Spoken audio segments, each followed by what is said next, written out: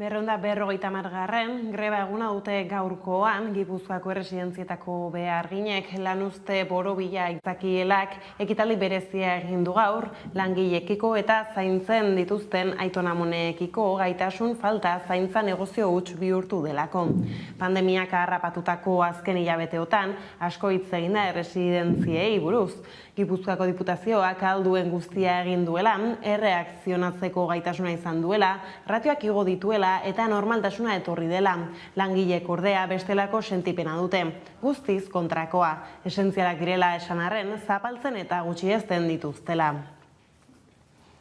Arratsaldeon guztioi, Erroan genero arrakala dago emakume eta zaintzaile izategatik bizi dituzte soldata arrakalak. Kontratazioan arrakalak, euren artean antolatzerakoan arrakalak edo lan osasunean arrakalak, baita greba eskubidean ere. Bestaldetik beste gai bati helduko diogu, Euskal Kostaldea jendez bete da hondartza gosea tarteko milaka lagun gerturatu dira asteburu honetan Bizkaiko eta Gipuzkoako hondartzetara. Autoilarak luzeak izan dira eta aparkatzeko arazoak egon dira. Bizkaian martxan da hondartza denboraldia, baina Gipuzkoan egun bat falta da irekierarako. Eneko Goia Donostiako alkatea izan da gurean eta horixe izan du hizpide. Aldatu egin genuen azkeneko momentuan, guk ekainaren batean hasi nahi genuen, baina Gipuzkoako beste otartzekin batera eta aldundiak ala eskatuta danak batera egin genezan, azkenean bihar hasiko da denboraldia, eta eguraldi hona egiten badin badua badakigu ez dela egoera erraza izango seguru aski, ez? Joan egiten da, eta jarri ditugu aurreko urteko sistema berdinak, kontxan batez ere, arazo gehien ematen ditugu hartza kontxa izatetako, area gora igotzen denean leku oso gutxi gelditzen baita, eta espero dezagun aurreko urtean bezala horrela funtzionatzen ere ohitzea eta ikastea. Pandemiaren kontrako txertaketari helduta udan sartzeko 7 egun falta diren honetan, erritmo honean doa COVID-19aren aurkako txertaketa Euskal Herrian, hasierako hornidura eta ziurgabetasun arazoak egin batean gaindituta, agian posible izango da hain garrantzitsua litzateken talde immunitatea aste batzuk barru lortzea. Euskal Autonomia Erkidegoaren kasuan 16 urtetik gorako herritar guztien 155,6 jaso dute txertoaren lehen dosia eta 156,1 erabat immunizatuta daude. Nafarroan 16 urtetik gorakoen 156,6 jaso dute lehen dosia eta 134,4 bauta osoa. Bestalde Ipar Euskal Herria eta Biarno barne hartzen dituen Pirinio Atlantikoetako bizilagun guztien 150,5 dute lehen dosia jarrita eta 127,9 berriz bauta osoa. Positibo kasuei dagokienez, Osakidetzak eta Osasun Bideak eguneratu dituzte pandemiaren garapenari dagozkion datuak eta aurreko egunetako beheranzko joerari eutsi diote. Nafarrako kasua zaritzeko Iruñan da Josu Ganuza. 36 egun jarraian daramatza Nafarroan egunez egun COVID-19-arengatik 100 kasu baino gutxiago zenbatuta eta asteburu honetako datuak erabat adierazgarriak ez diren arren, kontuan izan da larunbata eta igandeetan proba gutxiago egiten dituztela Osasun Bidean, atzokoan 23 gaixo berri atzeman zituzten COVID-19-arengatik 103ko positibotasunarekin. Aste honetan gainera Osasun Bideak txertoari dagokionez 500.000 dosi jartzearen langa gainditzea espero du eta egoera epidemiologikoa kontuan eta astebete baino gehiago hildakorik adierazi gabe, Maria Txibitek adierazi egin du uztailan balitekela maskara edo musukoa kentzea aire librean. Bada Josu Ganuzak esandakoei Euskal Autonomia Erkidegoko datuak gehituta ondokoa da Hego Euskal Herrian egoera 151 positibo berriz zenbatu dira azken orduetan 5.592 test egin da. Intzidentzia tasa beraz 2,7 da orain. Txertoekin bueltan, baina begirada Euskal Herritik altxatuta, zailtasunak dituzten herrialdei 1.000 milioi txerto dosi ematea hitzartu dute Kornua Jesen. Erresuma Batuan amaitu zen atzo G7aren goi bilkura, bertan munduko 7 herrialde garatuenek, hainbat neurri adostu dituzte izurriaren kontrako borrokan esaterako, txertoak ekoizteko edo sortzeko zailtasunak dituzten herrialdei 1.000 milioi dosi ematea. Datorren urtean emango lituzkete dosiok sobratutakoetatik edo nazioarteko COVAX egitasmoaren bidez ordainduta. Ostera Leitza herri bizia da, ez handia, ez txikia bertakoek, bertan bizitza erabaki ohi dute, baina garraio publiko bidezko eskualde arteko lotura urtetako arazoa da, horrek zailtasunak eragiten dizkie Leitzarrei. Adibidez, hiriburura gerturatzeko autoaren beharra izatea. Mikel Zabaleta alkateak egoera aztertu du Nafarroa Gaurko lantaldearekin. Leitzak garraio publikoaren gainbehera salatu du txarretik okerrera baitoa, errepide bidezko zerbitzuaren eskaintza, eskariak gora egin einean. Herri bizia da Leitza 3.000 herritar baino gehiago dituena, euren buruak derrigorrean autoz mugiaraztera behartuak ikusten dituzten herritarrak. Arazoa eta gaina izki guztiekin eta maiuskulaz ere jarriko nuke. Leitzan garraio publikoaren zerbitzua oso eskasa daukagu, frekuentzia gutxi, ordutegi desegokiak eta aspalditik datorren arazoa da. 2015 urten Leitzen parte hartze prozesu bat egin zela eta modu baten edo besten 350 personek parte hartu zuten eta hortik ondorio batzuk atera ziren. Ni alkate izendatu 2015 eta lehenengo bilera Nafarroko gobernuarekin gai hori lantzeko izan zen. Txosten hori eraman genien eta ja ordun hasi ziren komentatzen zerbitzu berri bat antolatzen ari zirela, kontziente zielako landa eremuan garraio publikoa oso gaizki zeola eta oso eskasa zela. 2015 urtetik ari da Leitza Nafarroako gobernuarekin garraio publikoaren lana aztertzen. 2018an ezarri zen mugarri nagusia Foru Agintaritzak prestatutako txostenarekin.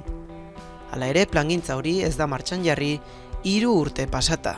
Eskualde mailan ere eskualde izaera hori gorpuzteko ere garrantzitsua da. Gure herrin arteko joan etorrietarako oso garrantzitsua da.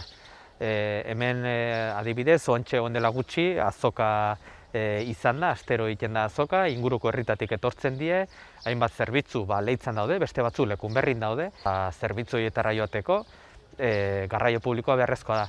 Baina baita ere gune zentro administratiboa den Iruñera joateko derrigortuta gaude eta asko lanera joateko ere bai. Edo ikastera Donostira edo Iruñera joaten den jende asko dago. Eta gaur egun, edo garraio pribatuak egiten da edo ezin da egin Leitzan. Leitzarrek ezinbestekoa dute Iruñea hiriburura zein Donostiara mugitzea, gai administratiboak zein osasun aferak kudeatzerakoan. Gaur egun asteburuetan adibidez, ez dago Leitza eta Iruñea lotzen dituen autobus linearik. Kezka nagusia da garraioarena Leitzan, eta gauzak horrela, sinadura bilketa bat egiten hasi dira, garraio publiko duin bat aldarrikatzeko. Eragin zuzena dauke esparru askotan, despoblazioaren arazoarekin eragin zuzena daukan zerbitzu bat da, ingurunearen zaintzarekin. Gaur egun daun zerbitzu publikoa defizitarioa da, ez duelako balio. Eta eskatzen duguna da, duela 3 urte 2018ko martxoan Nafarroko gobernuak aurkeztu zituen pleguk martxan jartzeko, esleipen prozesu hori martxan jartzeko. Ez dugu ulertzen zergatik ez duen martxan jartzen kontratazio prozedura hori. Hauteskunde eguna datorren igandea Ipar Euskal Herrian eta Frantziar estatuan bozkatzera dituta daude 6 milioi biztanle Akitania Berria eskualdeko kontseilu kideak aukeratzeko batetik eta Pauko kontseilurako 12 kantoi hautatzeko bestetik. Pandemiaren kudeak eta etxe bizitzen arazoa eta molak legea daude bozen erdigunean. Hauteskunde astea izango da datorrena Lapurdi Nafarroa Berea eta Zuberoan. Igandean egingo dute eskualdeko eta departamentuko bozen lehen itzulia Ipar Euskal Herrian eta Frantziar estatuan. 6 urtero lez herritarrak hautetxontzietara deituta daude eskualdetako eta departamentutako aginte gorenak berritu ditzaten. Iparraldeari dagokionez, Akitania Berriko lurralde kontseiko 183 hautetxiak aukeratuko dituzte, baita Pirineo Atlantikoko departamentuko 54 kideak ere. Akitania Berrian Alain Rousset presidente sozialista 5. legealdiaren bila eta parean izango dituenen artean eskuin muturra. Bilgune nazionalekoak indartsu direla diote inkestek, biak sozialistak eta eskuin muturrak 125 alde horretan lirateke lehen itzulian. Bestalde republikanoak daude Macronen martxakoak eta berdeak 2. itzulian aliatzeko aukera ere hor da. Esaterako sozialistak eta berdeak elkartu egin ziren azken bostetan abiadura handiko trenbidaren inguruan zituzten zatiketa gaindituz. Departamentuko bozei dagokienez, jokoan daude Ipar Euskal Herriko 12 kantoi paueko kontseilurako. Ipar Euskal Herrian 12 kantonamendu 24 ordezkari. Orotara 27 kantonamendu eta 54 ordezkari aurkezten dira. Orain arteko presidentea Jean-Jacques Lasser Moden zentroko alderdikoa. Kasu honetan zentro eta eskuina elkarrekin dira, Moden Moody eskuineko errepublikanoak eta Macronen martxanekoak. Sozialistek lortu izan dute presidentzia, baina oraingoan ez dira kantonamendu guztietan aurkeztu. Eta berdeek, EH Baik eta komunistek hautagaitzak aurkeztu dituzte. EH Bairen garaipenari adi batez ere barnealdean eta eskuin muturra ia kantonamendu guztietan aurkeztuko da. Aurrekoetan kantonamendu bakar batean pasa ziren bigarren itzulira. Pandemia betean datoz hauteskundeak, taula politiko nahasian, etxebizitza krisian eta molak legean mugatzak eragindako haserreoldean besteak beste biganberetan. Bestaldetik, Senpereko gizon batek 55 urteko emakume bat hildu erasotuaren gorpua joan den ostiralean aurkitu zuten, bere etxean gizonak atxilotu zutenean onartu zuen bera izan zela erasotzailea eta gaur pasatuko da epaitegitik. Euskal Herrian 110 dira 2003tik indarkeria matxistak hil dituen emakumeak, aurten 3. Era berean gizonezko bat atxilotu dute berri zen, bikotekidea labanaz erasotzeagatik erasoa Basaurin gertatu da, baina ertzaintzak bere etxean atxilotu du gizonezkoa berri zen. Biktima haurdun dagoela jakinarazi du segurtasun sailak, gaur arratsaldean deitu du elkarretaratzea berri zen mugimendu feministak. Ostera korrikaren ordezko antolatu dute Ipar Euskal Herrian eta ehunka lagun ibili dira lasterka. Belaunaldi berriek lehengoen lekuko hartzearen aldeko aldarria egin dute antolatzaileek. Goizean goiz abiatu da bart, herrikan Ozazetik Zuberoa, Hortzaizerainoko bideari ekiteko Nafarroa beherean. Aurten bigarren urtez jarraian atzeratu egin behar izan dute Euskal Herria lasterka gurutzatzen duen korrika eta haren hutsunari erantzuteko antolatu dute bi lurraldeetako gazte euskaltzale batzuek. Amaieran idatzi bat irakurri dute antolatzaileek, besteak beste azpimarratu dute sekula ez dela erraza izan, euskara defendatzeko borroka eta eskerrak eman dizkiete horretan jardun duten aurreko belaunaldiei. Iruñean berriz, Euskal Herriko hainbat gazte euskaltzalek agerraldia egin zuten larun batean, Nafarroako Unibertsitate Publikoko errektoretzaren aurrean, euskararen egoeraren hizkuntzaren aurkako azken erasoen eta etorkizunaren inguruan duten interpretazioaren eta analisiaren berri emateko. Euskararen borrokan lekuko aldarrikatu dute gazteek Iruñean. Asteburuan zenbait gazteek agerraldia egin dute Nafarroako Unibertsitate Publikoko kampusean, euren esparrutik, bertako hizkuntzari bultzada emateko, eta azkenaldian euskararen aurka maila sozial eta politikoan egindako erasoak salatzeko. Euskal Herri osoko gazte euskaltzaleek bat egin dute Iruñean euskararen aldeko borroka indartzeko asmoa irakutsiz. Euren kezka adierazi dute bertako hizkuntzak erabileran eta maila sozialean jasandako atzerakadarengatik. Euskararen borrokak azken urte hauetan hutsune batzuk nabari ditola eta gehien bat gazte perspektibatik kontra asko dauken garai hauetan garrantzitsua iruditzen zaigu borroka horri indarra ematea eta perspektibatik borroka horri sustapen bat ematea. Hizkuntza eskubideen defentsan gazteen presentzia eta prestutasuna aldarrikatu eta ikusarazi dituzte asteburuan. Bilerak bera indola eremu informaletan, eta baita bere aurkako politikak sustatu diela. Euskara ez dela funtsezko zerbait bezala hartzen, egoera nahiko zaila da, gure borrokan alde eta horren kontra lan inber dela iritzu zaigu eta gazteok prest gaude hortarako. Bide horretan saretzea, eragitea, kontzientzia piztea eta batzea dela gorako bidea hartzeko tresnarik eraginkorrena azpimarratu dute. Bestaldetik 77 urte eskatzen dituzte 13/13 auzian epaituko dituzten 8 herritarrentzat uztailaren 12an hasiko da epaiketa eta irten biderak uztailaren 10ean Donostian eta Bilbon antolatuko dituen mobilizazioetan parte hartzeko deia egin du epaiketa denboraz eta lekuz kanpo dagoela salatzeko. Uztailaren 12an hasiko da 13 auzia auziperatuei etarekin harremana eduki izana leporatuta 77 espetxe urte eskatu ditu fiskalak. Euskal presoen abokatuak edo presoen aldeko mugimenduan aritutakoak dira auzipetu guztiak. Irten biderak jakinarazi du hainbat eragileekin bilerak egin dituela, alderdi politiko, eragile sindikal eta instituzionalekin. eta bilera horien balorazioa eskaini du. Bereiek ere sinisgarritasuna ematen diotela auzi honen inguruan guk mahai gainean planteatu ditugun giza eskubideen urraketa larriak. Auziak 2010ko apirilean egindako sarekada batean du oinarri. Auzipetuek nabarmendu dute geroztik 11 urte igaro direla eta egoera politikoa zeharo aldatu dela. Horregatik salatu dute denboraz eta lekuz kanpo datorrela epaiketa eta iraganeko eszenatokira eramaten duela. Gure ustez, denok bat egiten dugu esaten dugunean iraganeko eszenatokietara eramaten gaituela horrelako auzi batek.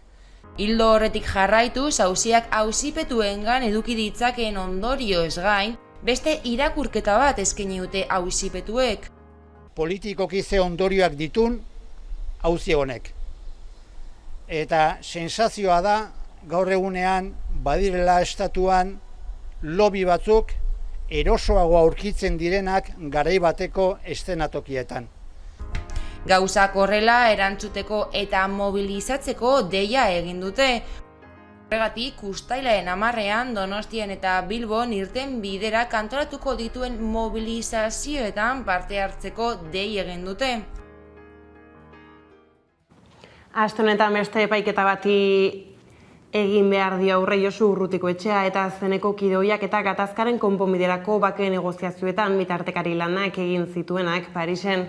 Horren harira nazioarteko 375 aditu eta eragileren babesa jaso du Urrutikoetxeak. Eskatu dute bake negoziatzaileen defentsa egiteko eta Frantziak Josu Urrutikoetxea babesteko.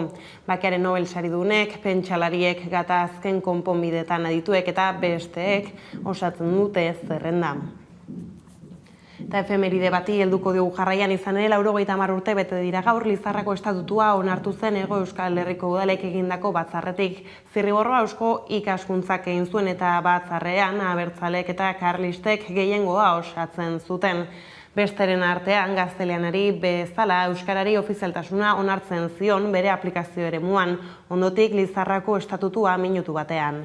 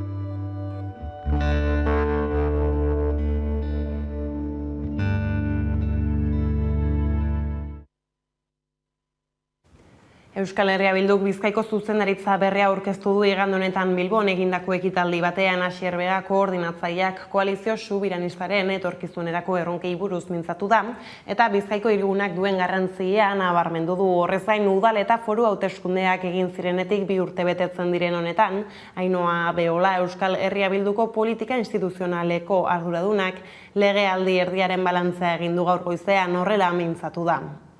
Pandemia neurri horretan esan dezakegu estres froga bat izan dela erakunde guztientzat eta agerian utzi du pertsonak politika publikoen erdigunean jarri behar direla. Eta autogobernu maila ezinbesteko dakagula gertutikan eta gertuko arazoei ahalik eta hobekien aurre egiteko. Azken batean, pandemiak berretsi baino ez du egin, ezkerreko soberanismoak historikoki urteetan ezarritako hildo politikoa eta helburuak. EH Bilduk ekarri du egon den tokira, gobernutik edo oposiziotik, pertsonak eta haien beharrak administrazio publikoetatik erantzutea. Horren adibide ona izan zen, gogoan baldin baduzue, Azpeitiako udala izan zela pandemiak kolpatutako sektorei zuzeneko laguntzak ezartzeko erabaki hartu zuen lehen udala. Ostera Ione Belarra da Podemoseko idazkari nagusi berria hala erabaki dute Bart Alderdi Moreko militanteek eta Belarrak babes handia jaso du gainera. Botoen 98,7 harentzat izan baita. Alderdia sortu zenetik karguan zen Pablo Iglesiasen lekukoa hartuko du Espainiako Gobernuko Eskubide Sozialen eta 2030erako agendaren ministro denak. Bozketaren emaitzak jakindakoan hartu du hitza idazkari nagusi berriak Podemos ahalik eta urrunen eramateko alduen guztia egingo duela hitz eman du eta alderdia inoiz baino gehiago sendotzearen alde hitz egin du Espainiako hurrengo hauteskunde orokorretan irabaztera irteteko. Nazioarteko politikagintzarekin jarraiki Israelgo parlamentuak gobernu berria onartu du, amaitu da Netanyahuren aroa. Oian Larrañagak kontatuko digu jarraian. תודה, חברים, אני מבקש. Naftali Bennett da Israelgo lehen ministro berrian.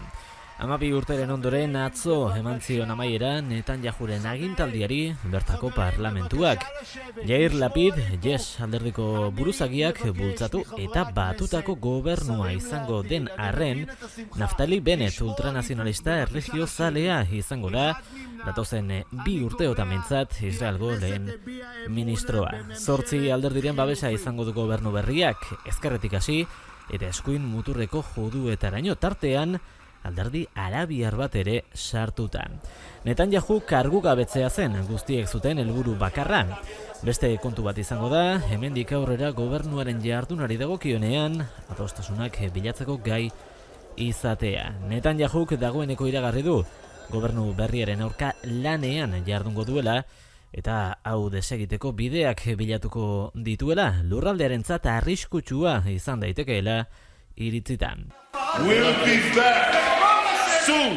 Naftali Bennett, lehen ministro berriak arro esan izan du berak arabiarrak hil izan dituela armadan zegoen bitartean, eta ez duela inolako arazorik horrekin. Are gehiago, Palestinaren okupazioa eta apartheid politika justifikatu egin izan ditu, testu erligiosoak aipatuta. Alderdi arabiar baten botoekin iritsi da ordea azkenean lehen ministro karguran. Aldeko 60 boto, aurkako 59 eta abstentzio bat jaso ditu gobernu berriak parlamentuan. Parlamentuaren aurrean emandako diskurtsoan, Bennettek adierazi du oso harro dagoela gobernuan horren iritzi ezberdinak dituzten pertsonak edukitzeaz. Ikusteko dago gobernu berriak Ram alderdi arabiarraren babesa izateak eragin positiborik izango duen harresiaren alde batean zein bestean bizi diren palestinarrentzat. Espainiako komunitate beltza, Afrikarra eta Afro ondorengoak elkarretaratzea egin zuen atzo Bilbon, George Floyden hilketa arrazista gogoratzeko.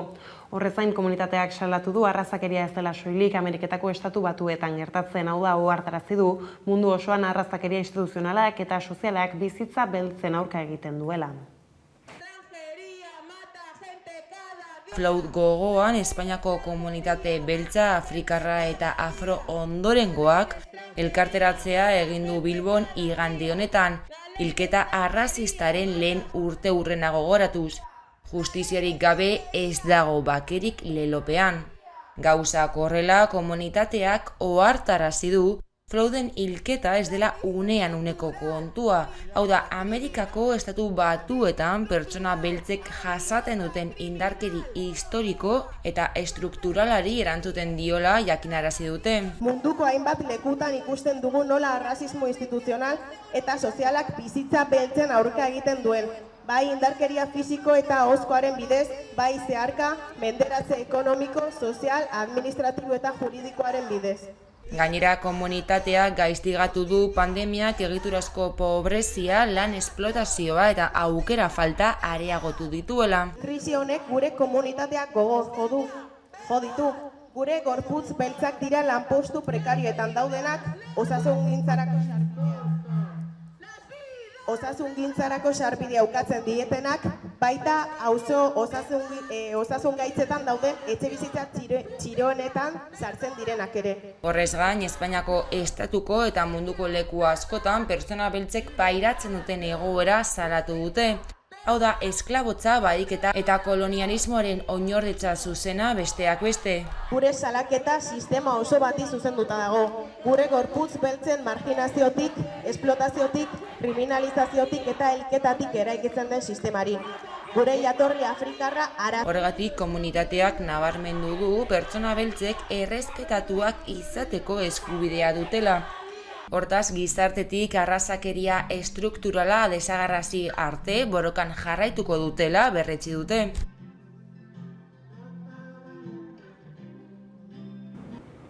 Kultur gaietan ekainaren 21 abiatuko da, Kaostika Bilboko film labur eta bideoklipen jaialdiaren 19. edizioa. 51 lan hautatu dituzte antolatzaileek aurten, eta horiek guztiak proiektatzarekin batera masterclassak, topaketak eta hitzaldiak ere bildu dituzte egitarauan. Aste bete barru emango diote hasiera Bilboko Kaostika jaialdiari. Film labur eta musika bideoen jaialdi honek bere 19. edizioa ospatuko du aurten. Bilborro Aretoa egoitza nagusi. Ekainaren 21 abiatu eta 8 egunez 28 arte, edizio honetarako hautatutako 51 pieza erakutsiko ditu jaialdiak. Eta horretaz gain, tailerrak, topaketak eta bestelako ekitaldiak ere antolatuko dituzte.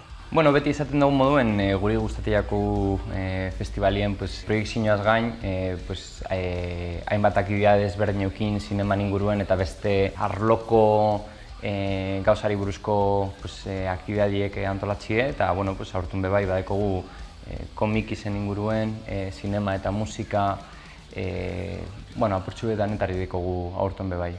Jaialdia Makabroko ben ekitaldiarekin hasiko da datorren astelenean. Euskal Herriko eta Mexikoko emakume zinegileen arteko topaketa izango da ekitaldia, Mexiko hiriko Makabro jaialdiarekin elkarlanean.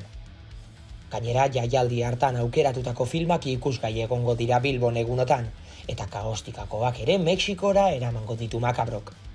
Ondaraoak telesaileko zuzendari Koldo Almandoz, Paco Alcázar eta Torio Garziak ondutako liburuaren aurkezpena edota Zabala sortzailearen El color de la granada proiekzio musikatua izango dira jaialdiaren eskaintzaren parte ere. Animatzen dugu jentiri gure web orrialdea bizitatzie, bertan dau programazio guztiz eta ikusi ahal izango dabe zer nun eta zer ordutan eukingo dugun. Emanaldi guztiak ostiraleko El color de la granada izan ezik doako sarrera izango dute, eta aretoen aforoa bete arte izango da sartzeko aukera. Antolatzaileek aditzera eman dutenez lan handia izan dute zikloaren prestaketan, eta ahalik eta jende gehien batekin ahal izateko, streaming bidez ere izango da emanaldi batzuez gozatzeko aukera.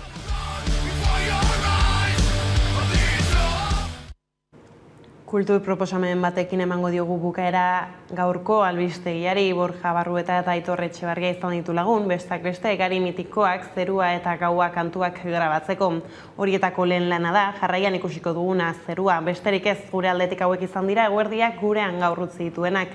Guztiak eta gehiago nahi duzuen aldiro, 11.eus atarian ondo izan eta bihar arte.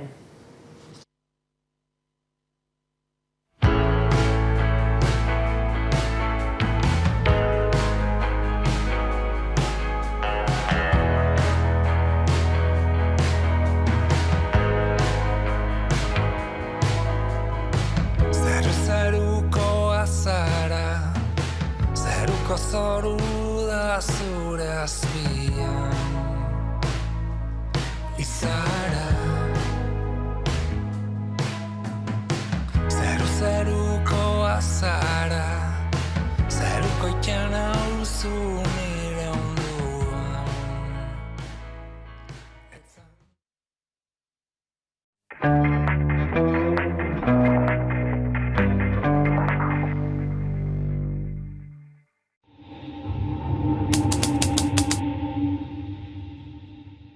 Barkatu, alde zarra? Bai, giga ezkerrera, gero giga eskubira, gero gigatu berriz eta bertan.